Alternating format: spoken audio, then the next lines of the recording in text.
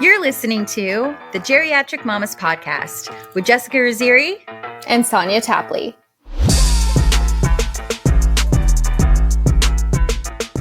Hello and welcome to Geriatric Mamas podcast.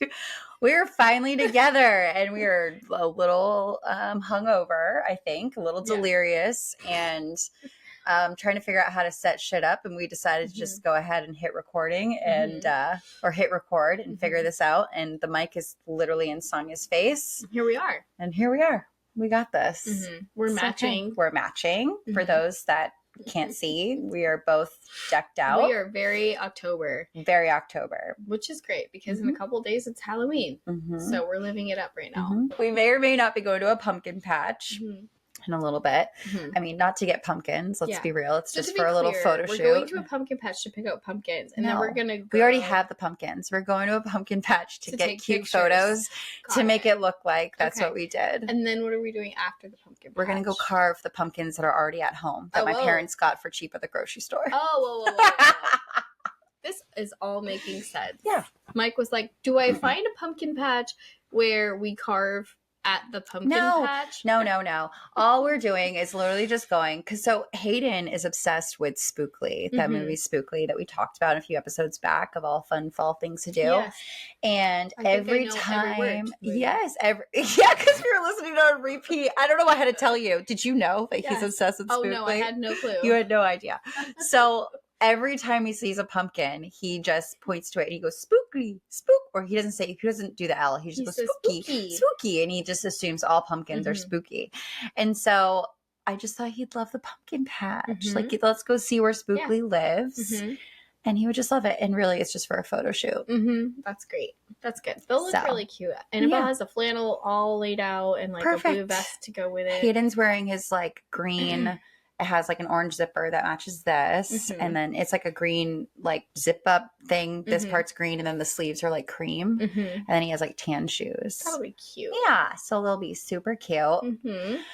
So this episode is kind of... We thought we would recap our drive from Texas to Maine for you. Yeah. Like we have bullet points. AKA, we didn't do our homework. No, we didn't do our homework. And then...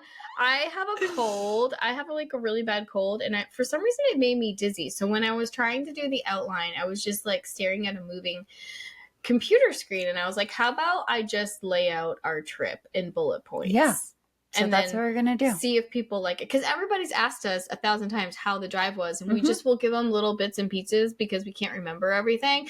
So now this is all bullet pointed, and it's a full description of the way the drive went. Yeah, I feel bad because yesterday, and we're gonna get into. I feel like I owe it to the people to give a little recap of how Hayden's B-Day went down. So I have these ideas in my head, as many moms do, where I think I can do it all. And this was a little extra. I was thinking we could do this week-long road trip of living in a car basically for a week and come into Maine on either Tuesday or Wednesday and then throw this giant birthday party on a Saturday. Second birthday party that following Saturday. And I was like, you know what, we're ordering stuff. It's all there. I'm going to like set up the night before, day before, whatever. It'll be great. I'm here to report. It wasn't horrible. From the outside looking in, and I was kind of both. I had one foot on the inside and I had one foot on the outside. So I knew how you were feeling. So there's two versions for me of what I imagine. I have two versions of my vision of hell. Okay. So the first vision of hell for me is being stuck in a situation where Hayden is screaming like big boo-boo tear, crying, calling for mama, and I can't get to him. Okay. That's hell number one. Hell number two is having this idea in my head and vision for an event, and I'm decorating and I'm setting everything up. I've invested so much time, money, energy into throwing this event, and having people show up while there's trash everywhere, nothing's done, everything that could possibly go wrong goes wrong. And I'm here to say that both visions of hell for me happened this past week. Like I literally lived both versions of hell, and I can confirm they are in fact hell. Like between the drive of Hayden being over it, as he should, And the because it very was last long. The very night, last yeah. night, he was so over it, and we felt so bad, but there was literally nothing we could do. And then yesterday's event, and I'm hearing from people, I don't know if they're just being nice, but the people that were there and just hanging out and having fun, everybody's saying it was great, but to me, I wouldn't know because I didn't get to enjoy anything. Yeah, no, I was observing them, and everyone was just hanging out, enjoying all the food, because you guys cooked good food. I mean, well, you catered. Do you know what we did? You went to Costco. Fuck yeah, we did. And we got like everything. And everybody thought it was great. Yeah. Only thing we like cooked was the hot dogs, and then we threw some things in the oven. People say how nice it was that the entire family was together. Yeah, that's all everybody cared about. And then I felt bad because people kept trying to talk to me, and I'm running, like, as people are trying to talk to me, and people who I haven't truly seen and talked to in like 7 years, and I can't even like fully invest in the conversation because in the back of my mind is like, you need to go get this out of the oven, you need to go put this over there, this person asked for this, and I'm thinking of all these things I need to be doing, and I'm just like yeah, waiting for them to break. I'm like, be right back, and then I run away, and I felt so bad because like I probably came off as like a complete raging lunatic because no, that's how moms are at birthday parties. Okay, but this was like a different level. So just to kind of give you guys a breakdown, I don't know why I do this to myself, but every year I just feel like I need a solid balloon arch. I love them. I didn't do it last year for Hayden's birthday because it just didn't really call for one. And neither did this one, but I thought it did. And I just had this vision of this beautiful balloon arch, and it was beautiful for a few minutes. It took 200 hours. It took 2 hours to put this thing together. We set it all up. It was great. It was amazing. And then all of a sudden, 80-mile-per-hour winds decide to start coming through, and literally like this is at like 1:47. The party starts at 2, and it knocks over this backdrop that, mind you, my brother spent a week building the face to Chris's secure face. It breaks the wood of like the backdrop. We hear boom, boom, boom. It sounded like fireworks of all the balloons just popping. My heart fell out of my asshole. My eyes welled up with tears. I had no words. I was paralyzed. I stared at it. I didn't know what to do. I felt myself about to explode, and I didn't want anybody to see it. So I immediately just went inside and like did some solid heavy breathing. It was awful. So then we had to move the backdrop. Now it's 2:00. I have Sonia send a text message to the group event page like, 2:00 is a loose time. Feel free to be a little late. We're running a little behind schedule. Of course, people didn't see it. Everybody's showing up right at 2:00, right on time. Now at this point, I'm on a step stool. I'm resetting up balloons. We have balloon like carcass everywhere from like the previous backdrop. We're trying to reset this thing up, and people are walking in. I'm stressed the fuck out. It looks like shit. People are like, that looks great. And I'm like, no, it doesn't. Look at it. It's awful. Okay, so I think I took a picture of like you up on the ladder trying to fix it. And I was like, see, Jess, it's like, it's not what you had envisioned, but it's also not as bad as you thought, because there wasn't like a lot of like big holes like along the way. And so I was like, it's really not that bad. She showed it to me, and I was like, it looks like shit. Looks like shit. And then I had like a little station where people can adopt their dogs, and then they like pick out kids adopt their dogs, pick out a little collar, decorate their little carriers. I had paint. It was all washable, but I had paint, I had glitter glue, I had stickers, I had crayons, I had everything. But I was not counting on the fucking wind. So these little babies are sitting here painting, so proud of their work, and then gust of wind comes, paint goes everywhere. It's being wiped across the friggin' lawn. It's great. It was great. It was a little stressful. A little? I don't know that I'm ever going to recover from that. So lesson learned, there was a lot of other things. Didn't even put out like all the party bags. Didn't even put out the masks. Didn't put out like half the stuff. I was still putting out food. There was way too much food. People started leaving before the cake was even brought out. Mind you, this cake was strategically made to accommodate a certain amount of people, and that by the time the cake came out, there was like 4 people there to eat it. Presents were opened with 3 people present. It was just it's fine. It was awful. I mean, the kids looked like they all had fun. Hayden was just smiling and laughing the whole time, which I understand is all that matters. But lesson learned here is next year I'm going to hire a party planner. Yeah, you can't be like all things. I need to let this go. I'm a control freak. I love doing all of this. I have fun. I get satisfaction in being like, I did this, but you don't enjoy the party. I didn't enjoy anything. You can still draw out everything you want, and you can still sketch it and make it what you want. You just tell other people to do that while you get yourself ready. Maybe have a mimosa. Yeah. Because that's what they do on Housewives. Yeah. You see them, they have glam there. They're getting themselves wetty, while like the party planners are all there, like setting everything up. And like, they're just like not a care in the world. Been getting ready with Annabelle and Hayden. Like, and having fun. And like they could have been actually entertaining each other inside where it wasn't windy. And so our kids just happened to be born in those months. And that's great. Terrible. Yeah. It was absolutely terrible. And I feel so negative when people are like, it was fine. It was beautiful. And I'm just like, it was shit. It was shit. If anybody's been to like one of my parties and have actually seen yours too, like what we do, we pay attention to like the small detail and everything has to be perfect. And so like when things aren't, like I just have a hard time. I wish I could be more chill. I wish I could be more like, fuck it, whatever, go with the flow, move with it, it's fine. I really need to work on that. I'm not good at that. Yeah, but you want to remember it with good pictures and like all the stuff you had envisioned. It is what it is. That's why we already figured it out. We're gonna do differently next year. We're gonna do something funny. So this is like a highlight of it to me. It's a really fun. I wish I got this whole moment on video. So towards the end, I'm trying to recreate photos just to kind of show and share like some of the things that were done that I didn't get to take photos of before. And so we had Cassie come over. Kate like had Cassie sit down in front of like the little doggy adoption center and hold her doggies and show like what the whole setup was. And I'm trying to get Cassie to smile. And I'm used to like having to like say funny things and like make funny noises to Hayden to get him to smile.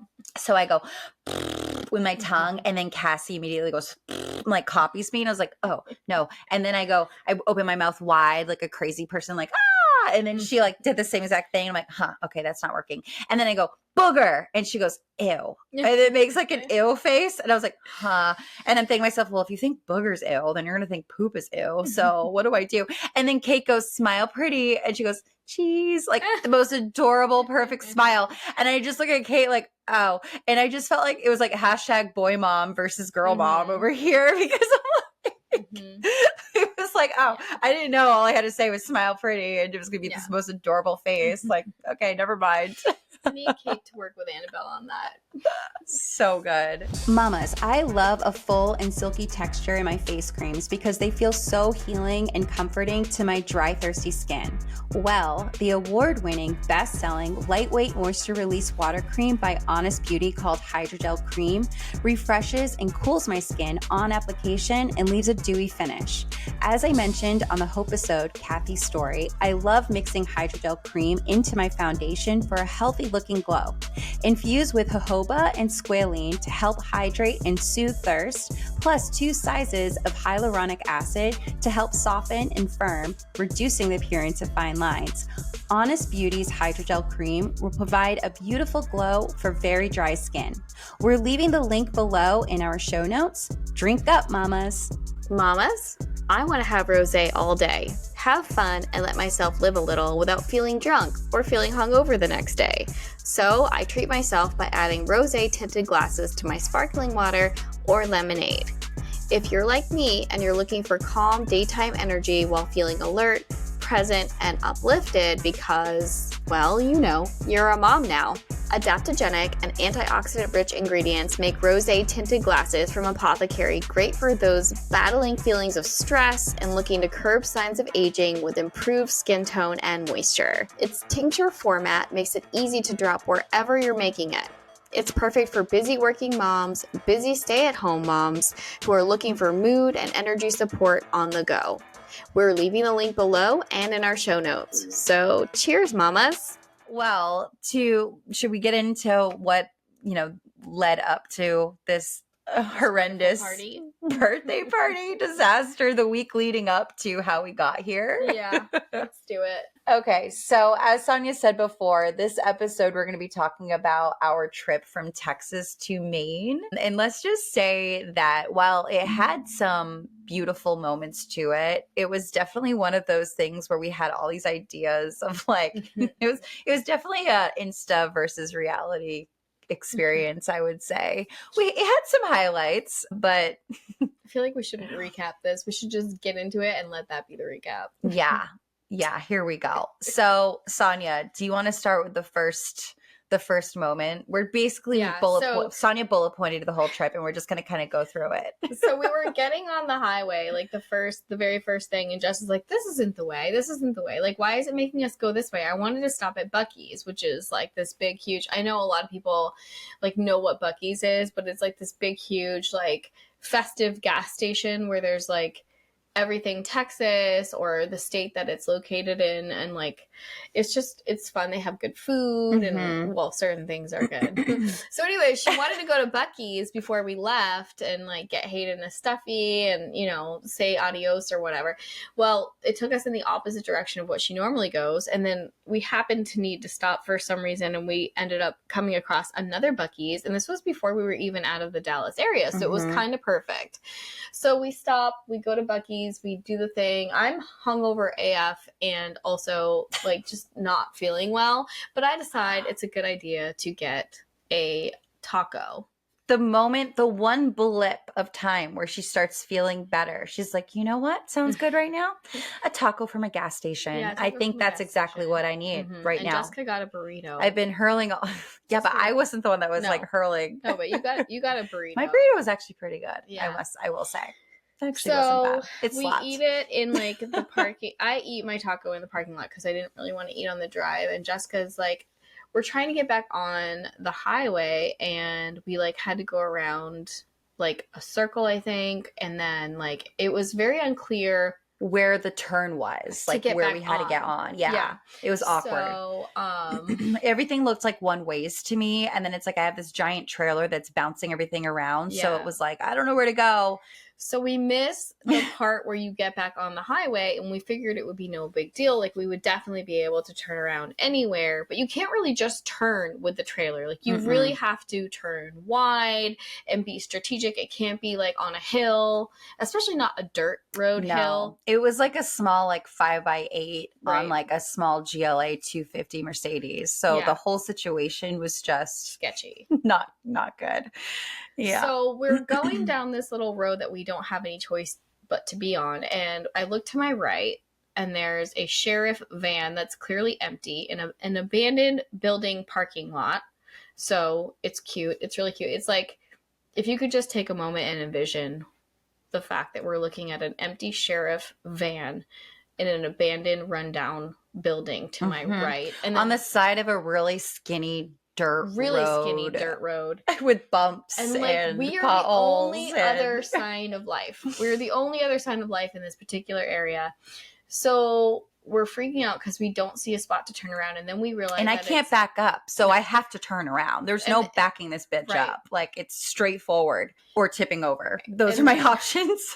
We're looking ahead of us, and I think both of us were in a bit of denial when we saw that it was a dead end road because there wasn't really a way to do a U-turn. And every time we tried to back it up, it was like a jacking situation. So anyways, Jessica's like, I can't do this. There's no way that we're going to be able to turn this thing around. And so I'm like, okay, how about you get out of the car? Because it looked all uneven. It was like this hill of like a roundabout. I don't know how to describe this without using my hands for people on the video. So it was like this hill, and it was like kind of like this like little like dead end circle kind of area. But all the areas where you would need to like turn around were literally slanted. And I have this big top heavy trailer, and I'm like, it's going to tip over. And there's like big like craters, not even potholes, craters like all throughout it. Like I'm like, this bitch is gonna get stuck, tip over. Like it's not this is how it ends. We haven't even made it out of Dallas, and this is how it ends. Right. Cool. Like we're gonna have to get airlifted out of here. Yeah. So, anyways, I told Jess to get out of the car and that I would try. And then I realized that I didn't know how to drive her car because it's not like it's manual, but all the things are up top, not down in like the console area to like maneuver the car. It's automatic, but everything's like you have to like press buttons. You press buttons. There's no stick. It's all up on like the wheel, Right. so it's just a little different. It took me a little bit of getting used to as well. She gets it, and she's just like she sits there for a while, and I was like, she's strategizing. She's trying to think about like her best way of doing this, and then she sticks her little head up. She's like, how do I put it in drive? And I was like, oh no. So bad. So yeah. So then once I finally figured out how to drive the car, I immediately like jacked the trailer and then got us stuck in the dirt. There was dirt everywhere. It was like a sandstorm of dirt. Like the wheels were just spinning and we're both like, oh my God, did she just get us stuck? Are we stuck in the dirt right now? So then I was like, okay, move over, bitch. Let me get back in my car. Let me try to figure this out. And I'm looking around. I try backing it up. And of course I start jacking it, doing the same thing. And then I was like, I have no choice. I have to go forward. And I just pray that this thing does not tip over. I have no choice. This is all we have. This is all we have left. Here we go. And I just went slowly, pulled it out. And when I'm in like really high level stressful situations or scary situations, I start laughing. It's not because I necessarily find the situation funny. It's because I feel like my brain can't comprehend what the actual fuck is going on, that it just resorts to laughing. So Sonia's crying and hyperventilating at this point, and I'm laughing hysterically. And she's looking at me like, what the fuck is wrong with you? How are you laughing right now? This isn't funny. I'm going to need a minute before I'm there. And I'm just like, we hadn't even started. A couple of days. We hadn't even started the trip. That was literally the first, the very first. We hadn't even been on the freeway officially. And that's how it started. So guaranteed, if that sheriff was in that building, he would not have thought we were cute. He would have thought we were a bunch of nuisances.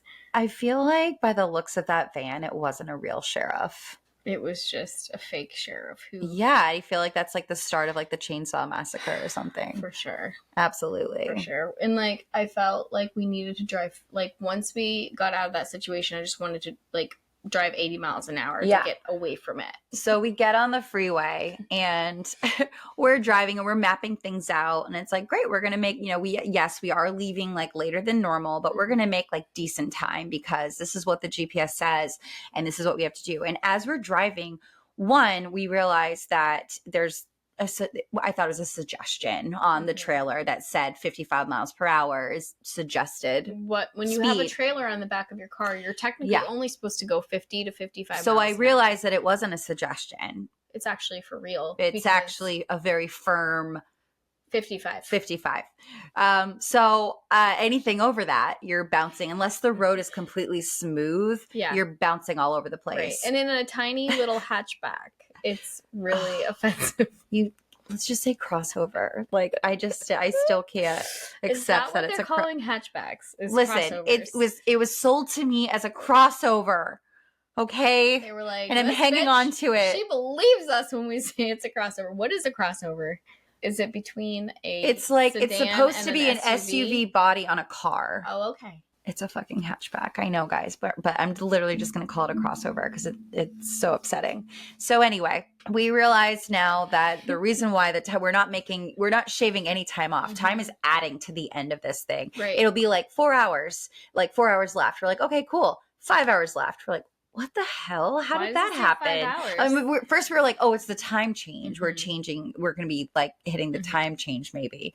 Nope. Then it's like 6 hours. Like, what is going on? And then it registered to us that like, it's not, the GPS isn't calculating based off of the speed that we're going currently. It's based off of like what we should be going. So it's like, well, if you drive the fucking speed limit, you could get there at this time, but you can't because you're going 55, 60 if you're lucky miles per hour the entire fucking way. And you're stopping for gas and you have a baby with you that needs to get out and move. So that was hard for me, especially considering the fact that I already like to go 5 over the speed limit always. Like I'm not a slow driver typically. So that was so fun for me.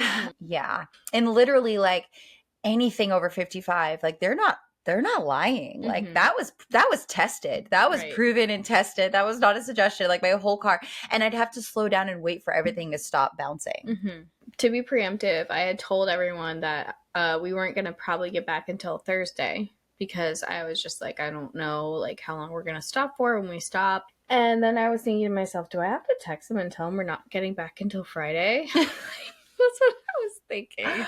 Yeah. And we had made plans to stop in Charlotte to visit some friends. Well, actually, North Carolina. We technically, did we go to Charlotte?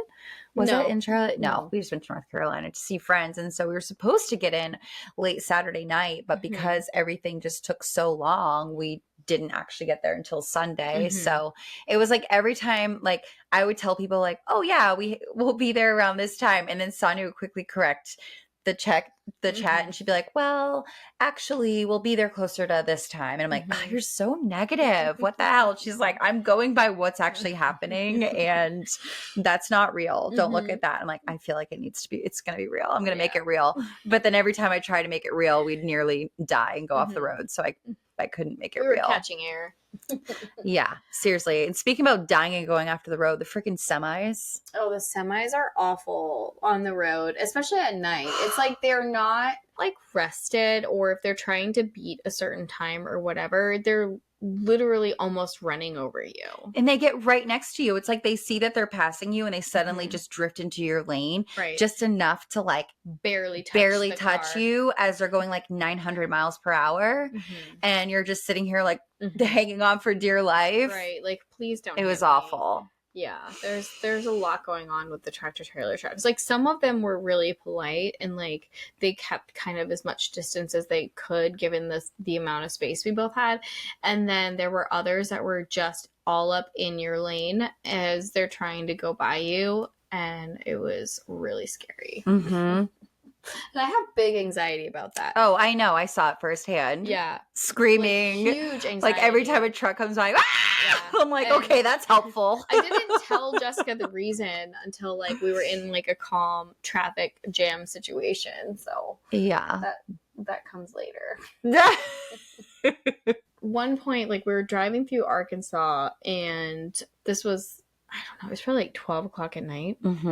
Yeah, and I was like ready to go throughout the night. I was like, you know what, we'll just like keep going. I'm not tired. I feel good. We got this. We started late, and I kind of wanted to make up for that, but my child was not having it. Yeah.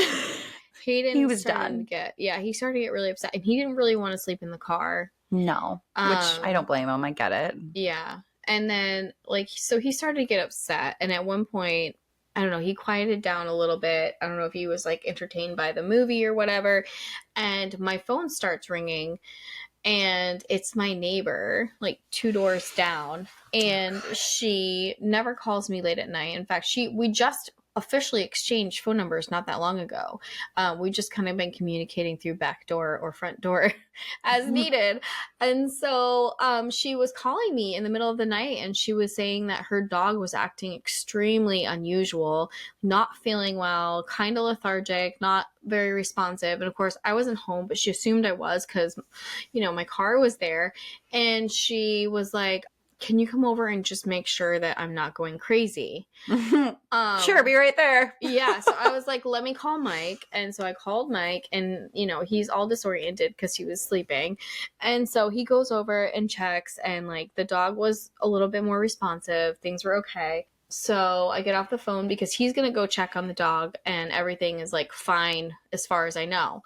Well, we get a call, like, less than a half hour later as Jess and I are, like, finding hotels because Hayden is starting to get really upset again. So we had planned on stopping, and I get a call from Mike that Bishop, in fact, is not okay. So the neighbor is going to the vet, and they're going to the emergency vet, and hopefully he makes it to the vet. Like, it was that bad. So anyway, we finally get a hotel room, and we're settled down. Hayden's happier. Wait, is this the hotel? Yeah, this is the night. No, this is the good night. This is the good night? Oh, okay. Yeah, this is good. There's a lot of nights all blurring together. I mean, we didn't really get a lot of sleep because both of us were probably pretty high anxiety at that point. But with his like star projector. Oh, yeah. This is the night that I realized that we sleep with a star projector and really high volume white noise. Like, it's not like subtle white noise. It's like blaring white noise. Like, you don't hear if you're about to be murdered. Like, people just want to tune all that out. It's aggressive. How do you guys sleep I like don't that? think it's that aggressive. It's really like, loud. okay. What volume level First of all, it? actually, we were being nice to you because he actually sleeps to a song. There's usually a song that plays on a loop. I didn't play that because I thought that would make you go crazy. I feel like you were being nice to yourself as well. Well, I was, because I don't usually sleep in the same room with him. This is usually in his bedroom, and he loves it. And so I was like, well, I'm not going to listen to that fucking song. She says she sleeps to a fan, so I'm just going to put on white noise. Mm-hmm. And usually I have a fan going, and like if the fan isn't like a good, like I like enough white noise where if people are talking in the next room or if there's like footsteps or something, I don't want to fucking hear it. I want to drown everything out. Jessica and I just puts everything on at the level that my grandmother needs. So like Hayden's spookly movie is literally up your asshole the entire and so is the white noise. The white noise is counterproductive. I just felt like it was very peaceful, and I was like about to fall asleep several times. Mm-hmm. Was that the night I was up all night? Yeah, we were both up all night. I was up all night that night. So maybe it was a little loud that night. Yeah. I think I can agree. It was a little loud that night. Yeah, neither one of us slept that night. But for me, it was more because I guess we were waiting to find out if my neighbor's dog made it as well. And he didn't. Unfortunately, Bishop passed away. Apparently he had cancer and there was a rupture. They didn't know? No. Oh. He was actually like mostly fine, but it was like a rupture. And I know oftentimes with ruptures, it's just like very abrupt. Done. Yeah. Poor baby. Yeah. So. Oh, heartbreaking. That's awful. So we didn't end up getting any sleep that night, but it was at least like, I think Hayden got sleep. Mm-hmm. Yeah, this is the best part too. Well, it wasn't really the best part, but this was just like, because our emotions were all over the place. We're kind of jet lagged, basically. Mm-hmm. We're on no sleep. And when we finally get to a hotel, I was like, I'm bringing in his pack and play. And I'm like, but he's probably not going to sleep in his pack and play. He might sleep better if he just sleeps with me. And Sonia just had like this look of sheer. We had one big bed that we were sharing. Mm-hmm. And then all of a sudden Sonia has this look of sheer panic on her face. And she's like, should I just get my own room? Because I need actual sleep tonight. And I'm just like, holy shit. Okay, we'll figure this out. It's okay. And then it was like all the white noise shit. So yeah, needless to say. But he did sleep better, like next to me. And I tried keeping him on my side. Like he wasn't really like messing with you. I was kind of worried I was going to roll over onto a baby, or at least worried that I was going to roll over onto him. But yeah, no. And then you guys got to get like breakfast in the morning and like everything was good. And then we kind of it wasn't a slow morning, but it wasn't a stressful morning. Like we actually got to kind of like get ourselves put back together again and feeling good. And before we got back on the road, and then we had a solid day of driving the next day. Yeah. Wasn't it like a 13-hour day of driving, 13 or 14-hour day of driving? Yeah, and we stopped for lunch, and we were like, okay, Jessica wanted to get Hayden something like real, even if it was just McDonald's. That wasn't like veggie straws and cheese and applesauce or like puree pouches, like something that was actually like food. Yeah, so we stopped and got Hayden a Happy Meal. Disgusting McDonald's, which like what he was eating was way better than what that was. It was like it was definitely their A team working. It was, I don't even know where we were, but it was awful. Waited forever for this in Tennessee somewhere. Cold, dried up, hard, nasty Happy Meal. It was like these hard, disgusting, cold chicken nuggets that he didn't even touch. Like, don't blame him. Disgusting. Must have been at the bottom of their barrel, sitting out from the day before French fries. Yeah. $7 for this fucking Happy Meal. It was awful. It was awful. And we ended up taking our charcuterie snackle box and sitting, like, there was what was advertised on like Google Maps was there's this not a rest stop, but like a welcome center. And so we're sitting at McDonald's and I'm like looking for where the welcome center is while Jessica's inside waiting forever for this Happy Meal. And I texted her and I'm like, it looks like the welcome center is literally right behind us in this little white building. And it was like this tiny little white schoolhouse looking building. So I was like, well, I guess that kind of makes sense. It's like there's picnic tables I can see. So it's kind of perfect for us to sit down and have our snackle box. Well, it looked a little bit shadier than it actually was. So it was actually in the blaring hot sun. So we decided, okay, we're going to go kind of like next door a little bit to this welcomes area and like sit in the shade. And there was a stage, which we were like, okay. So we like opened up our snackle box on the stage, and Hayden took the opportunity to like stretch his legs and dance and have a good time. And I go inside because I had to go to the bathroom, and there's like big photos of Tina Turner everywhere. And I'm just like, wow, they're like so obsessed with Tina Turner. Right. Like that is crazy. Like I don't know what's going on. Yeah. And so I come out and Sonya's just like, how is the bathroom? Because we were just like rating the bathroom experiences every stop we got. I was like, it was fine, but like they're like kind of obsessed with Tina Turner. Like, I don't know what's happening. And then we were just like, is she from here? Because we don't freaking know shit. And she's like, I don't know. I was like, I could have asked. I'm like, but I just felt stupid. So I didn't ask anybody. Well, Sonya's like, I'm going to ask. Because they probably want to talk about it. There's these two girls out there eating food on their stage. Yeah. So they probably want to be asked something. They work here. Right. So I like walked in and the lady's at the desk and I go pee. I was like running to go pee. So I didn't say anything much, but hi. And then on my way out, I was like strolling out like, is this a Tina Turner museum? And she's like, yeah. And I'm like, why? Is Tina Turner from here? And she's like, yeah, actually. And she was like, actually, if you go out and you go into that little white school building, that's like all of her old like costumes and stuff. So, and it was actually where she went to school. Yeah. Right? It was like this adorable little schoolhouse. And like, I literally am just looking around. I'm like, oh my God, this would be so fun to make into like a little cottage or a little house or something. Like the floors were beautiful. Like really everything that it was just the most adorable little structure. It was so cute. I loved it so much. Yeah. And then it was like all her memorabilia, like her costumes, dresses. Weren't there some wigs there too? Yeah. Like it was pretty cool. Yeah. And then of course they're playing like her music and there's like a video going of like the history of Tina. We're just like, all right. How oblivious we were. We were so oblivious. Like we never would have known if we didn't stop at that McDonald's. But I think if we were like, hey, 2, 3, or 4 miles ahead, there's a Tina Turner museum. We would have been like, literally said, absolutely, we'll stop there. Yeah. But it didn't say that. So Tennessee. Yeah, I was in Tennessee. You need to advertise that shit better because it was really cute. It was a happy little mistake. Yeah, it was a great place to stretch our legs. Could have been a little bit more, but we didn't know till we got there. So that night we were thinking we were going to drive all the way through to our friend's lake house, but we probably would have gotten there at 2 a.m. So everyone was kind of like, no, take a break and stop in Knoxville so that you can like get some solid sleep and all of that before you get there. And we were like, yeah, that's probably a good idea. So then we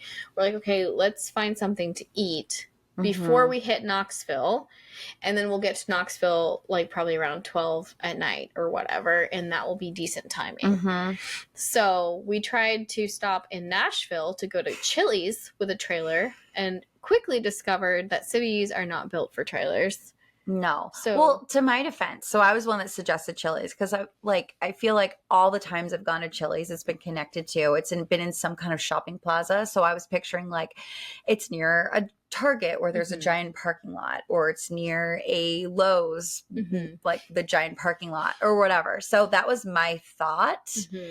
And I just clearly don't know anything about Nashville because that was not it. And like, of course, if we didn't have the trailer, then I would have been like, let's go find something really good in Nashville. Yeah. Because there's so many good restaurants. But we were just kind of like, what's going to be the trailer was such a buzzkill. We were like, what's going to be the most convenient thing? And then, of course, Chili's would be the most convenient thing. And we wanted boneless buffalo wings.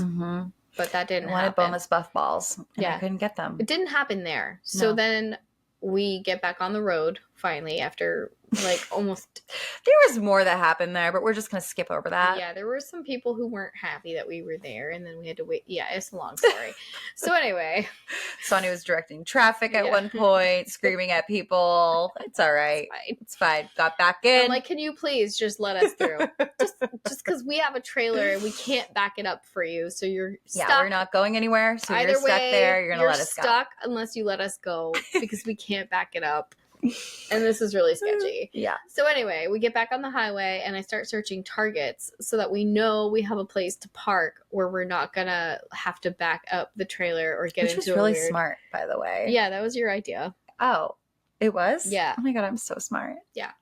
And so then we found not only a Target, but we found a Buffalo Wild Wings and an Olive Garden and like all this like shit where we knew we would be able to turn the trailer around if we needed to. So we ended up sitting down and having dinner at Buffalo Wild Wings. So we got our boneless wings, and you got a wrap. Yeah. And my child found his inner feral animal. He was dancing on the table. Legit dancing on the table. Luckily, nobody gave a shit. Yeah. I tried getting him down. He would go right back up. And he was either under the table, crawling around, God knows what, or on top of the table, like staring out the window and dancing and making loud noises. And it was just, I guess this is what it means to be two. And so he was fine when you put him back in the car after dinner because he got it all out. He got it all out. Oh, he definitely got it out. It's funny because I was literally mortified at the table just staring at Sonia. And I was like, oh my God. This is my karma. And she's like, what are you talking about? I'm like, this is literally my karma. There's been so many occasions before I actually had a child where I've seen this exact scenario play out. And I've literally been that person sitting across from that table being like, why would you let your kid crawl over the table? Why would you let your kid crawl? That's a sign of bad parenting. That's on the mother. That's bad parenting. There's no stopping it sometimes. And literally, it's like you don't know what led up to that moment. Like in any normal situation, like that would be, if you were truly like just letting them do that, But what led up to that moment was 14 hours basically of driving in a car, and he has all this pent up energy. He's a 2-year-old boy, and he wants to get it out, and he wants to crawl, he wants to run, he wants to do stuff, and I'm not letting him. So there's that. And it's like the alternative is him screaming. He's on hardly any nap. He's exhausted. So it's like you don't know what led up to that moment to get to that point where the mother is like, fuck it, crawl on the table. It's like here's a PSA. If you see a child acting a fool, like just assume there's a situation that happened before and the mother's at her wit's end, and just give her some grace and don't assume that it's like on her or bad parenting, because I now feel like an asshole because like now I've actually, up until that point, Hayden's never acted like that. And so now when I was finally in that position, I'm just like, oh my God, this is my karma. This is it. I'm now seeing it. I get it. Done. Yeah. Moving forward. I could not wait to leave. Yeah. Hey mamas, are you someone who's 35 plus and struggled with fertility, endured a miscarriage, experienced heartbreaking fostering or adoption challenges, or were perhaps flat out told by a doctor that you will never conceive naturally, and despite the odds eventually found your happy ending by becoming a mama? Send us your story at geriatricmamas.com. We would love to feature your journey to motherhood on a future Geriatric Mamas episode. So we left and we got on the road to Knoxville, and we had a specific place in mind as far as where we were going to stop for a hotel. And we landed there, and we got off the exit and realized that we were across the street from another Buc-ee's. So we're so concerned. This one was up, and there was Buc-ee's everywhere. This one was up on display on top of a hill, and it was kind of like, like after you've been driving glowing for that amount of time. It's very angelic. Oh, it's like a piece of familiarity. So anyways, we get to this hotel and realize that there's, how like hotels have it so that usually you can like drive around the entire building to look for like a parking spot or whatever. And then usually in the back of the building, it's just like an open lot, and you can just kind of like park how you need to. So this hotel was like packed in next to a bunch of other hotels, and all of their driveways were separated, so you could not in fact go around the entire hotel, even though it looked like you could. So we pull in, and I was like, Jess, it looks like there's a road that kind of goes around, because it did look like that, but it didn't. So she pulls in, and she ends up having to back up, or you had to pull in, back up, and turn the car around. And then she pulled the car over. I got everything out of the car, put it on like the roller thing, and brought it inside. And Jessica went to park at the next building over because there was a place for her to be able to turn around. And the lady who was at the desk saw all of this She's go down. literally had her like nose right up to the window. I saw her. Yeah, I saw her watching yeah. us and glaring like, where are they going? Where are Yeah. they going? Like a little nosy old lady. Yeah. So I get into the lobby and I'm like, my friend's just trying to park the car because we have a trailer. Did she say anything to you at that point? No. And so she's like, and I was like, can you just, like, is it okay if I just leave our stuff here? And she looked at me like, why are you asking that? And I was like, okay. She's a bitch. So, like, I went over to, like, see if Jessica needed any help or whatever. And I walked back over with Jess into the lobby. And the lady immediately started, like, freaking out on us, telling us that we can't park. Where did you ladies park? Yeah. Where did you ladies park? You can't park over there. You will be towed.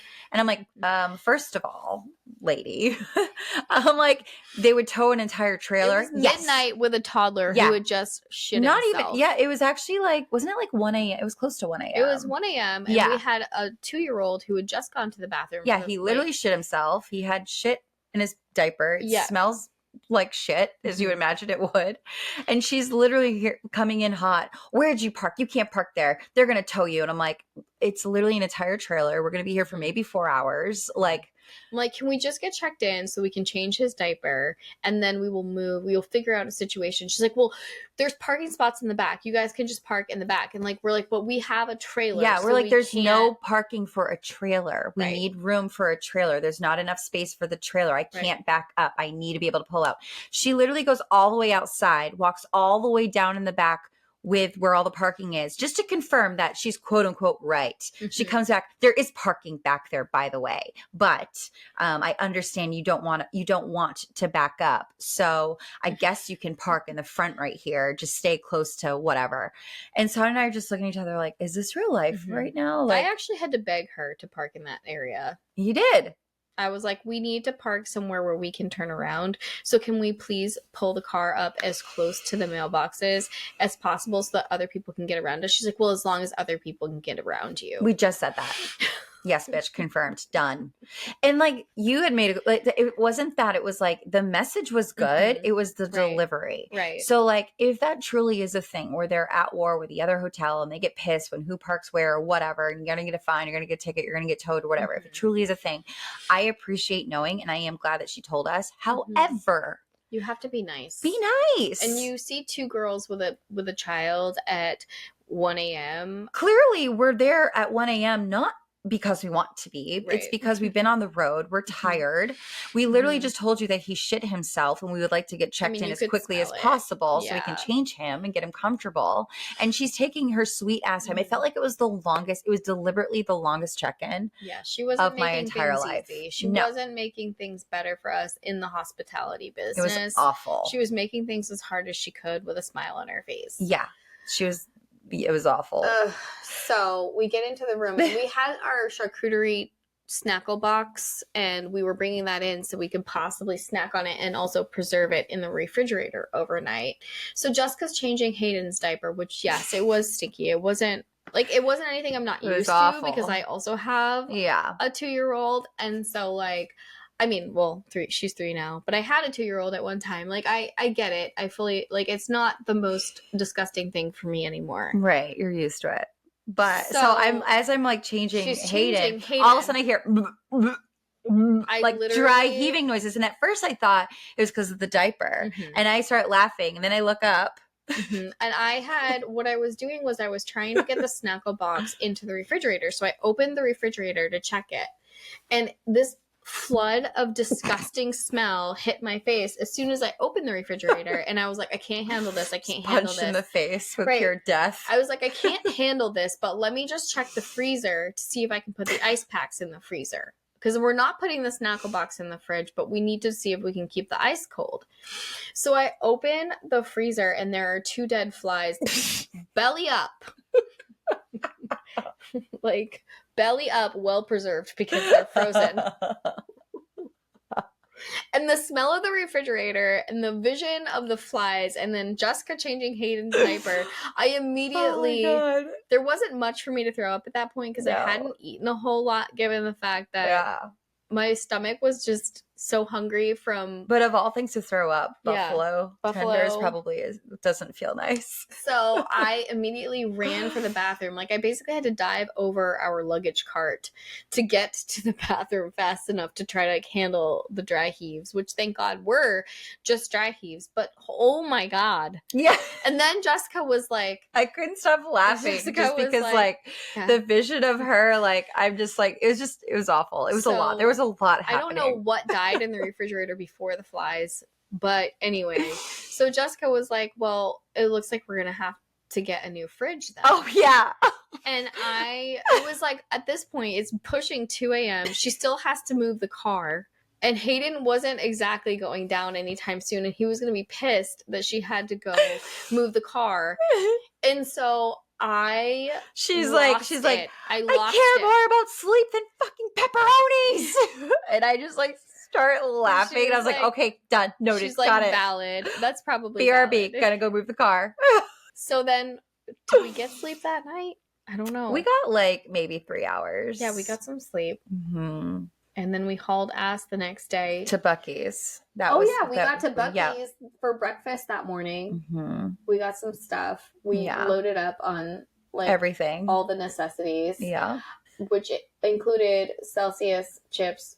And then Jessica had hot tamales, but that's literally what we lived on the entire drive. After the snackle box was no longer a factor. Yeah, it was literally hot tamales, dill pickle chips. Yeah, but there was a traffic jam on our way into the lake house for a bit. Like, we were just kind of like stuck sitting there. Yeah. And I tried to do a video of all the cars behind us, and there was nothing. But because we were trying to show, like, truly there were so many moments where there were a bunch of cars lined up behind me because I'm driving so slowly. Yeah. So we're like, well, we didn't get that video, but what if we do like a funny one where we show like all the traffic behind us because we're just stopped. So we could make it look like it's us, but we couldn't get the shot. We couldn't get the shot. And then like safely. Right. And we were in between podcasts at the time, and we were just kind of like sitting there. So I decided that it was a good time for some reason.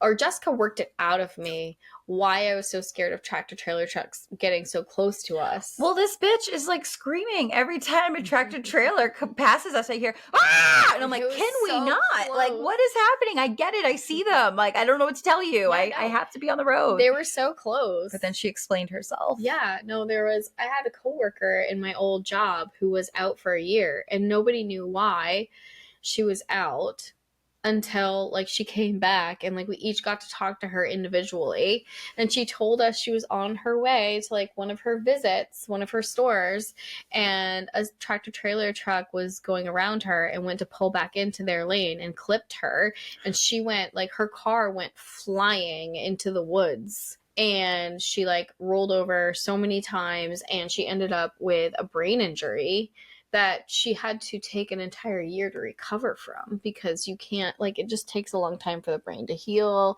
You can't think or do anything when your brain is trying to heal. So she was out for like so long.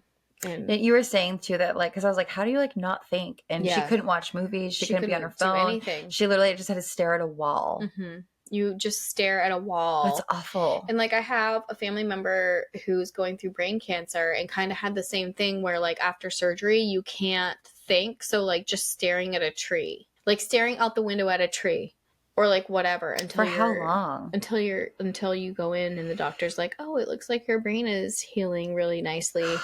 You can do that. I don't know how to turn that off. I feel like I just need to be sedated. Right. I can't turn it off. That's probably why so many people do like get put into like a medical coma or whatever. Mm-hmm. Like purposely. It's so terrifying. So yeah, so she shared that beautiful story with me, and I was like, wow, that really stressed me out. And then it's like, what would stress us out more? Oh, murder podcast. Yeah. Let's put it on a murder podcast. Yeah. So up until then, we had listened to the rise and fall of Ruby Frank, which by the way, like I didn't know the whole story of Ruby Frank, and I'm so glad she's in prison. I hope she never gets out. Yeah. She's awful. So bad. Yeah. And they're both equally as guilty. She was trying to, I feel like, blame it all on that Jody chick. And while she was a big factor of it, like Ruby no, like you were showing signs of abuse before that, like starvation, like from her child. There was one story she was saying that I guess like the teacher called her and was like, you forgot to pack your daughter's lunch to school today.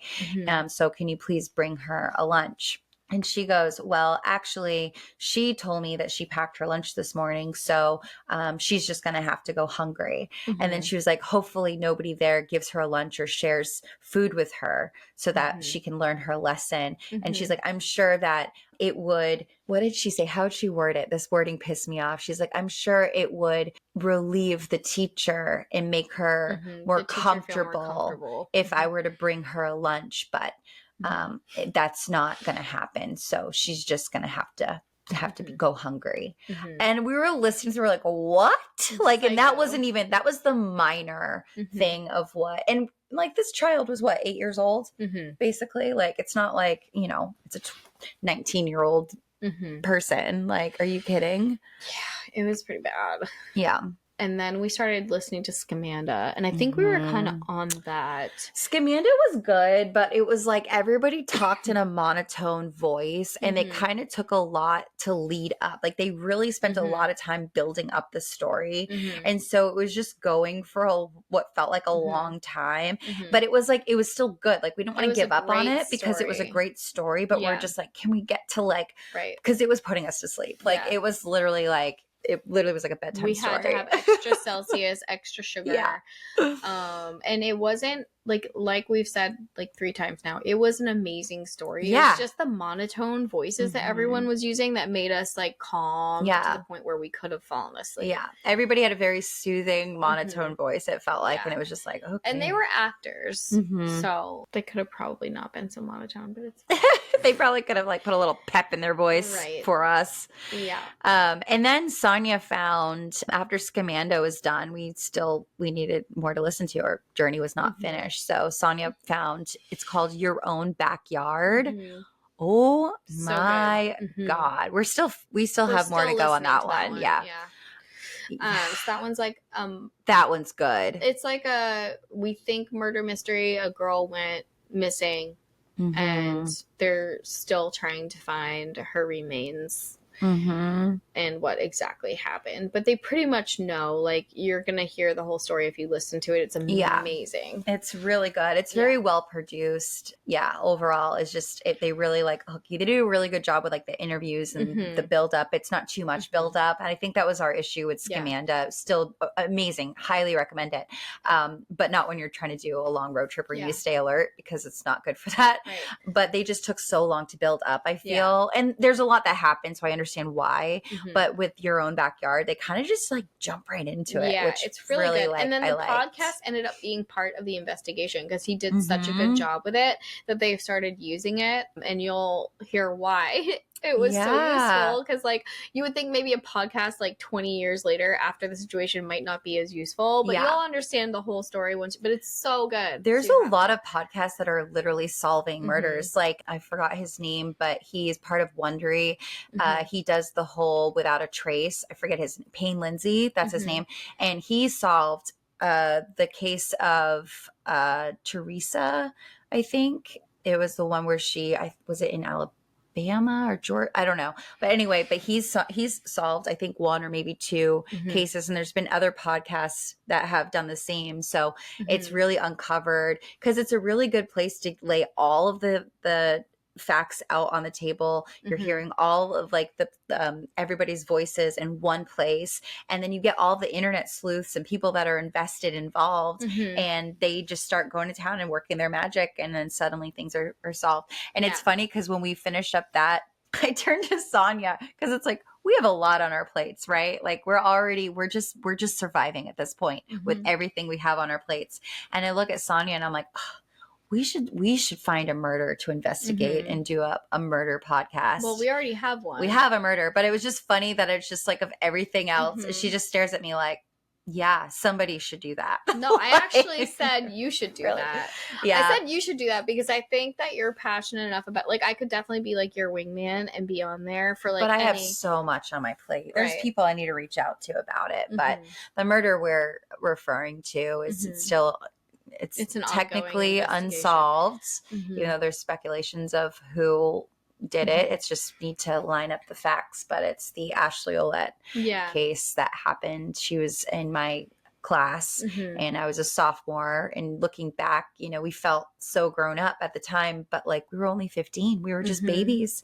And her body was found lined up in the middle of Pine Point Road by the Mhm. marshes. Mhm. And that's the road that I was living on at the time. So, and it's to this day unsolved. It's over 20 years now, Mhm. and it's just really sad. Mhm. So, yeah, I don't know that I would do it justice. I think truly it would be amazing if like her friends that were closest to her could do it. So I'm kind of thinking of reaching out to them and being like, hey, do this. Yeah. I'll help you. Mhm. But yeah, her story needs to be told more, and we need to get buzz around that, because this is just ridiculous. And just for the sake of her family, it just needs to be solved. We need justice for Ashley. 100,000%. Yeah, definitely. Mm-hmm. So after the traffic jam and all of that, which by the way, we saw like Jessica saw a bear like on the side of the road. It was a little bear. Yeah. He just wasn't doing well. No. And then we saw what could have been a wolf. We think it was a wolf. It was big. Beautiful. And I saw, which I had never known that this was a thing, those like runoff ramps.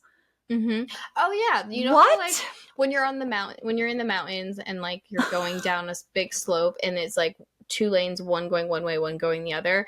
They make it safer for tractor trailer trucks by making the runoff ramps on the side. Like if their brakes go out, they're having a hard time stopping. Just run up this ramp. Like I had never seen that in my life. And there were so many, and it makes sense, but I'm just like, how terrifying though, the thought of like your brakes just go out and you like praying that there's going to be a runoff ramp somewhere. Like, and it's funny because I had always seen them because my dad's side of the family lives in the mountains in Vermont. So we just... It's always been a thing. It's always been a thing. Never seen it. So we ended up finally making it to North Carolina to our friend's lake house. And I am glad that we did stop, because seeing like the driving up in the mountain and the windy roads and the big drop offs and stuff, it truly wouldn't have been safe as they suggested. So it was a good thing we stopped, even though it was a whole ordeal. But it's fine. So we finally get there. We got there a day later than we were hoping, but it's okay. Better late than never. And we walk in and little Sonia, they had a birthday was surprise thinking for that me. probably nobody was going to acknowledge her birthday. And little did she know, we were already thinking ahead. And there was a little birthday celebration waiting for her. There's going to be more coming. That's not it. We're actually going to go out. Oh my God. Yeah. But that was, you know, a nice little surprise for her. And we got to settle in and hang out for a little bit. And then we went on the boat to this restaurant. And Hayden was like, he came to life. He was like halfway asleep. And then like he just came alive on that boat ride. He loved it. Like his hands up in the air, like, like just the cutest thing, like just having so much fun. He was having so much fun with Bradley too. Our friend's son. Oh my gosh, they had so much fun. Bradley did sit down for dinner, but Hayden was like, I've been cooped up in a car. Yeah. Usually Hayden is so much better in restaurants, and this whole trip, like I just have to keep reminding myself, like, this is all new for him. He's been cooped up in a car. He has no place to put his energy. And every time we stop, it just happens to be at places he has to sit again. And like, he doesn't want to sit. He wants to go and run around. Our idea of like, we're going to stop at playgrounds, but like, it's just, we had all these ideas and it wasn't a thing. Not a thing. It wasn't realistic. No, so that's fine. To be expected. Oh, those margaritas though. Yeah, those margaritas were good. I had like a dessert drink, but Jessica and Tiff had these really yummy, spicy margarita drinks. Jalapeno margaritas. And I got these like Cajun skewers with Mexican rice, and I was in love to the point where I tried to make it again when I got home, and it was just amazing. I wanted to go back the next day and get more, but we just didn't have time. So no, I know we were contemplating like, do we stay one more night? But the night before, it was like really cool connecting, because it was like old times. It felt like how it used to be with us just being silly. Like all of a sudden I just like look up and we're, you know, drinking some wine. I'm just like, should we prank call people? And Tiffany's like, yes. And I was actually surprised that she was just like, yes, absolutely. In fact, we should do that. Yeah, we're absolutely going to do that. Who we're going to prank call. And just so you guys know, star 67 still works. It's still a thing. So we were just going through our list. We had all these like funny things. We had Tiffany call Kate, and she pretended that she was with like a delivery service trying to drop off a pallet of neti pots. And they came earlier. They need somebody to sign for them. No one was there. So please let us know a good time between 1 and 4. So it's like right in the middle of the day. Just fuck our shit up to come to get these neti pots. And it was funny because the next morning Kate was like, haha, Tiffany. And I was like, how'd she know it was Tiffany? Well, we were videotaping.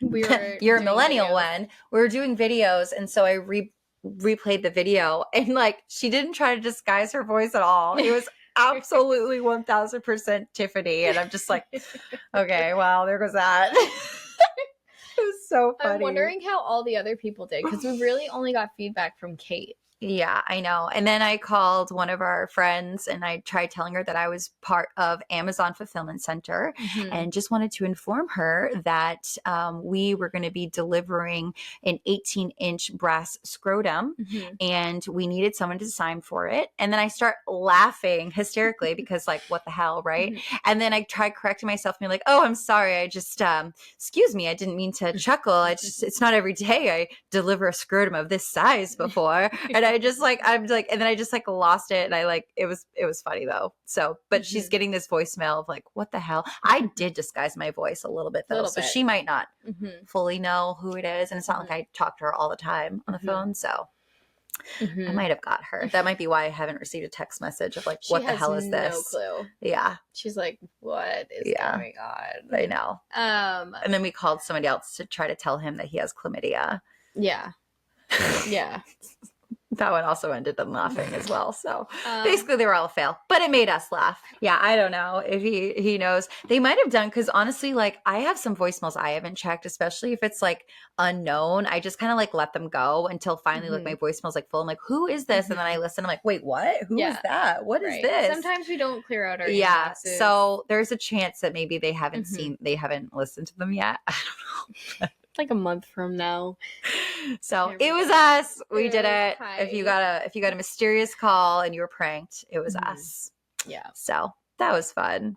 But we wanted to keep the partying going, but the giant ugly elephant in the room was the fact that we still had another half of our drive left to go. So we're like, all good things need to come to an end, and let's just get back on the road. Right. We got on the road at what time? It was like 4:00 on Monday. Yeah. Yeah, it was 4:00 on Monday. We got on the road. We had to have Tiffany's employee back us out. Yeah. We cleaned out the car. It felt fresh and new.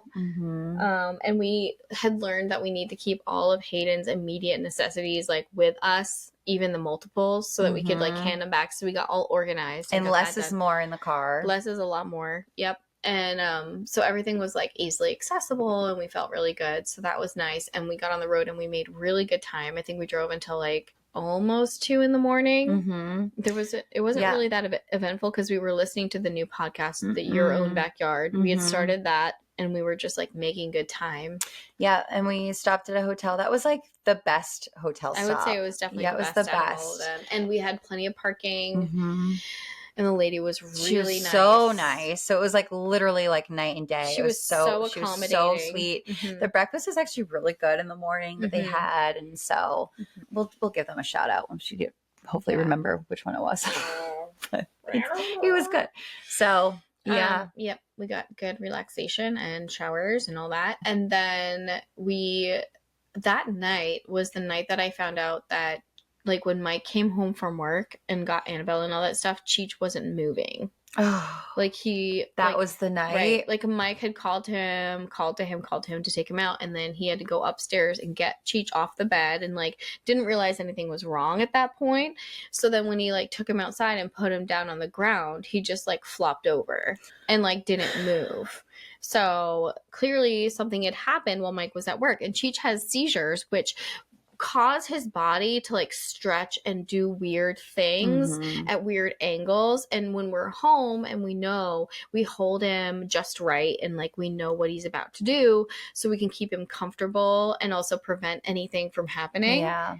So we think he had a bad seizure and like his body was like stretching in awful situations. And once we got him to the vet, we found out that he had torn a ligament around his knee, and his other leg was also sore at the same time. So it was just really hard for him to try to pick himself up and walk, because he's like going on 16 years old. So like his whole body was kind of sore and tired, you know?